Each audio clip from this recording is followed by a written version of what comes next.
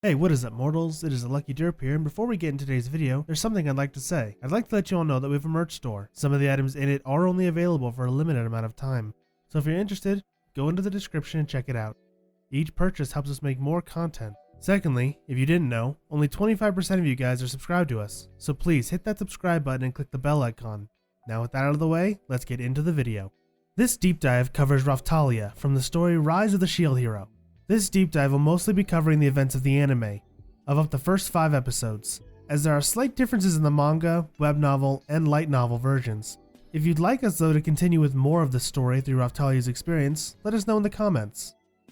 In the story of the rising of the Shield Hero, our main protagonist, Naofumi, was abandoned by the kingdom and forced to buy slaves.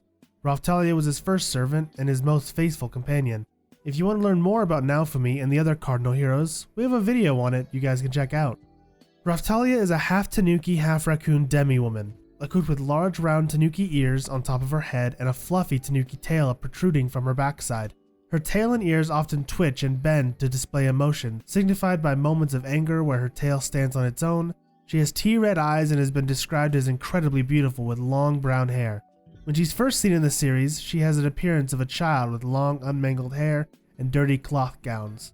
After being purchased and healed by Naofumi, he gives her a haircut to a manageable length, then gives her a bath and more suitable set of clothes to adventure in. After several weeks of traveling with Naofumi, Raphtalia's body suddenly changes, giving her the body of a beautiful teenager or young adult. It is revealed that the demi-humans grow with the progression of their levels, which led to Raphtalia's development.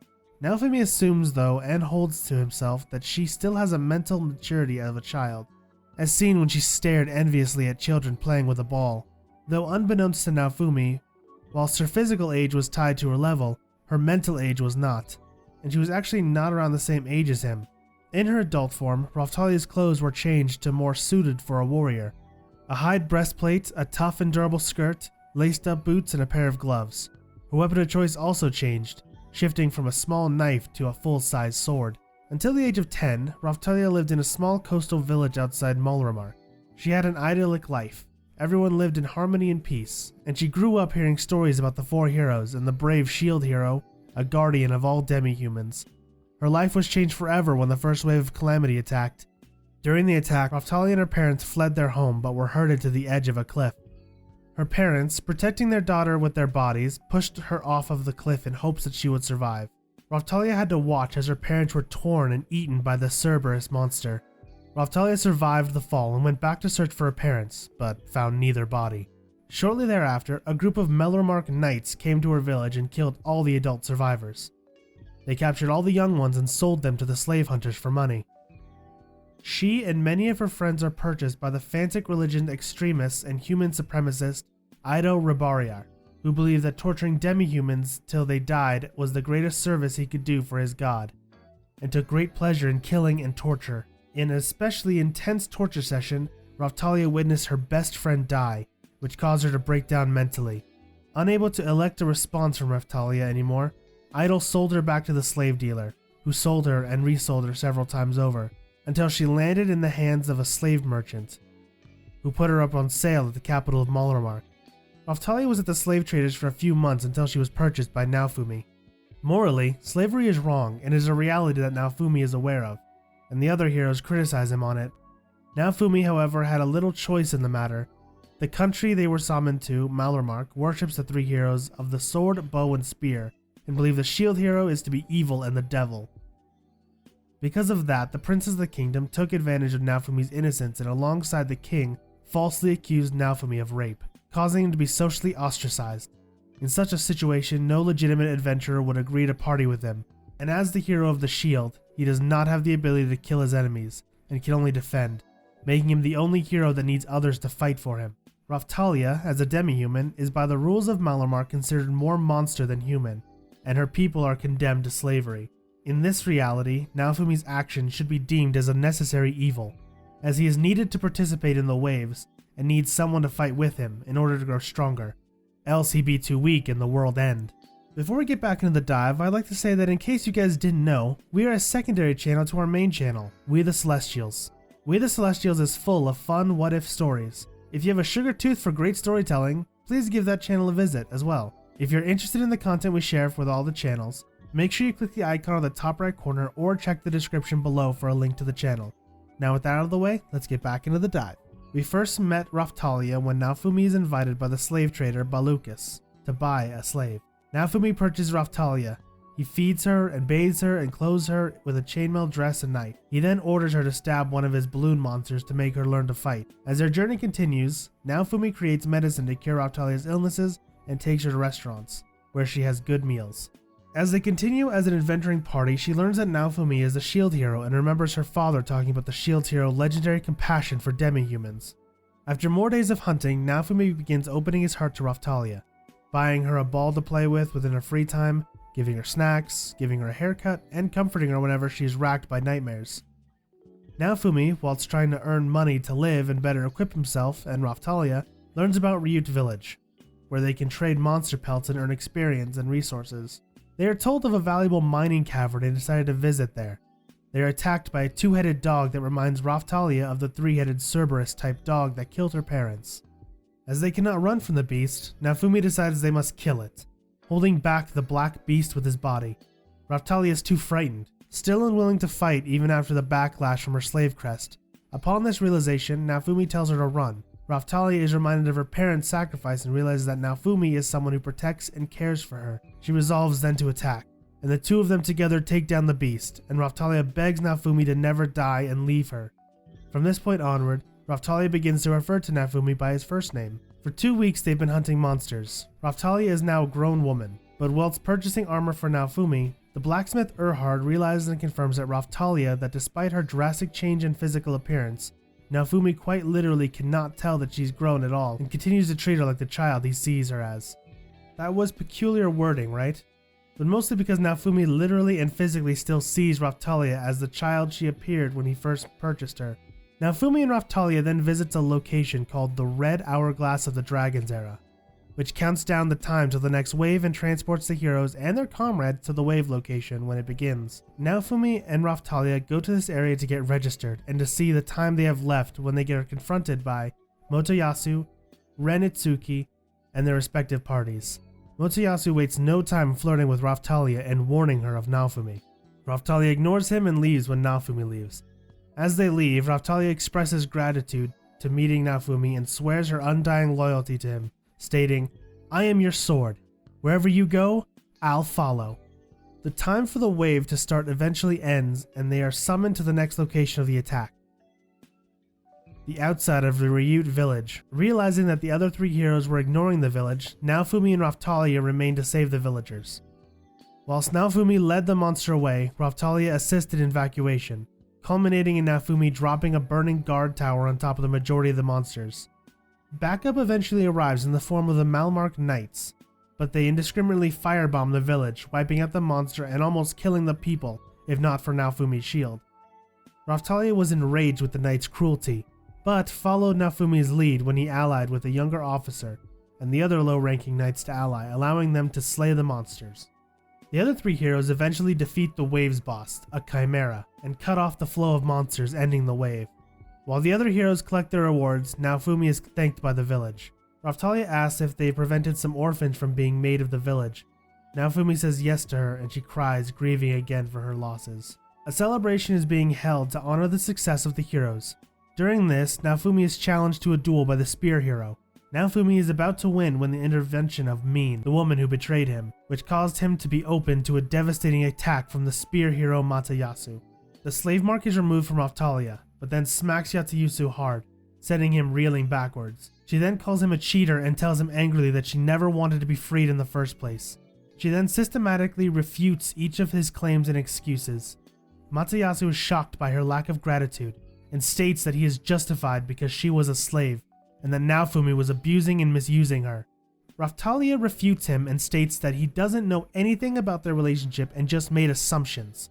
She further refutes him, stating that Naofumi has never abused or hurt her, and only used the slave mark to have her fight. She then refutes Motoyasu's further claims by arguing that 1.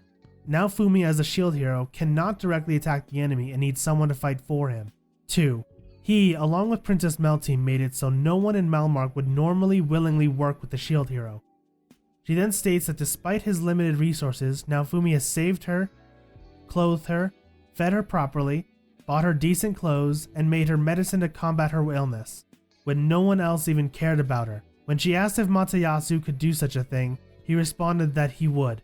Raphtalia called out that if he could do such a thing, and would do it, then why would he, who has money and people and resources now, not do so, as he hasn't saved any slaves yet? Mine interrupts Raphtalia's arguments, attempting to take control of the situation before being stopped by Ren and Itsuki, who call out then Raphtalia was correct in her assertion that Mei cheated. The two then proceed to call out the king and the people. Disgusted with their actions, Raphtalia, through ignoring their help, but with the newfound silence, she goes to comfort Naofumi, who, due to his fear and the effects of his shield, cannot hear her words to comfort until she embraces him and declares that she doesn't care what anyone else says, that she knows he is kind and better than anyone else in the country. She tells him and everyone in the room, no matter what happens, she will stay by Naofumi's side. From this, Naofumi is finally able to see Raphtalia as the young woman she is, physically. He questions who she is, and she states that she is Raphtalia, and that if she is not too much of a burden, she'd like to stay with him. Naofumi breaks down at this and cries in her arms, both of grief and relief that someone finally believes his innocence, and that there was someone he can truly depend on. Naofumi wakes up the next morning, and upon seeing the adult Raphtalia, realizes the night before wasn't a dream. Raphtalia explains that demi-humans, like monsters, age in proportion to their levels. They speak and eat. Naofumi marveling that he can taste food again, Raphtalia assures Naofumi that they will go through everything together. During the day, the heroes are gathered together to be rewarded for their actions during the wave. Whilst Matayasu is given 4,000 silver, and Itsuki and Ren are given 3,800 silver, Naofumi is only given 500 silver. And that 500 is nearly taken away by the supposed cost of removing Raphtalia's slave seal. Itsuki and Ren again leap to Naofumi's defense, both citing the violation of the sacred duel, and of Naofumi's actions in saving the people of Ryut village. This barely works to allow Naofumi to be given that 500 silver. At this point, Naofumi says he fully trusts Raphtalia, and says that she doesn't need to get the crust to prove it, but she chooses the slave crest as it symbolizes Naofumi's trust. She also alludes to wanting him to notice her as a woman, but Naofumi is oblivious to that fact. At this time, Naofumi purchases a random monster egg from the slave trader, guaranteeing him at least a Phililo, a feathered chocobo-like fantasy bird, with a chance of hatching a dragon. A little later, Naofumi learns that while he can understand the language of the people, he cannot read it. He and Raphtalia get together to learn it, and for Raphtalia to learn magic. Eventually the egg hatches, revealing a newborn Philolo. Naofumi gives the Philolo the name Philo for simplicity's sake, and she grows quickly. Naofumi is with Raphtalia and Philo in the Ryuto village when Malti, a group of knights, and the rest of Matayasu's party arrive. They state that the king declared Matayasu as lord of the village, and that his first order of business was a 50 silver tax for entering and leaving the village. Naofumi objects to the tax, and in his objection unwittingly instills a rebellion of the village. Malti attempts to silence the village when, through the intervention of the agent of the queen, a challenge between Matayasu and Naofumi in a race would determine the village fate. Through great effort, Philo wins, and as a prize they take an old wagon almost in disrepair. The next morning, Naofumi awakes to find that Philo has been replaced with a little blonde girl with angel-like wings calling him master. Personality-wise, Raphtalia was initially very shy, timid, and sickly when we first met her. This was a result of her status as a slave, and because the land they lived in. Malremark, the land Naofumi was transported to, viewed all demi-humans as lesser beings, which made keeping them as slaves and servants legal, and the torture she's received justified in the eyes of people.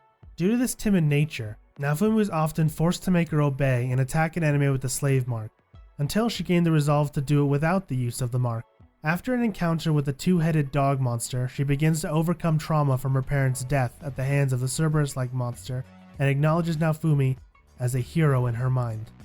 Naofumi, for his part, acknowledges Raphtalia's willpower and strength of heart. After opening her heart to Naofumi, he was able to observe that she hadn't lost her humanity and inherent kindness of others, and for that reason values her above anyone else he knows or cares about in their world. On her end, Raphtalia one day hopes to find all the children, no matter where they are, and reconstruct the village she grew up in. Her example and kindness in fighting for the country and people who so wronged her influences Naofumi, who suffered a similar if not lesser wrong to do the same and fight with the inherent to save Malormark and the world from the waves. Raphtalia looks up to Naofumi and his title as a hero of the shield. She is disappointed whenever he takes action that contradicts his status as a hero. She also secretly has romantic feelings for Naofumi, but he treats her like a child, not knowing that secretly she had already well gone past the age of puberty. When Philo was introduced, Raphtalia shows jealousy of Naofumi's affection toward the Philophilo, and Philo shows a bit of rivalry with Raphtalia when it comes to Naofumi's affection. Though both of them fight seriously and well together when the situation calls for it, putting Naofumi's safety above any rivalry. Thank you all for watching the video to the end. Now there is a few things I'd like to go over before the video ends. On behalf of We the Celestials, I'd like to thank the writer of this video as well as the editor for this video. Their details will be in the description.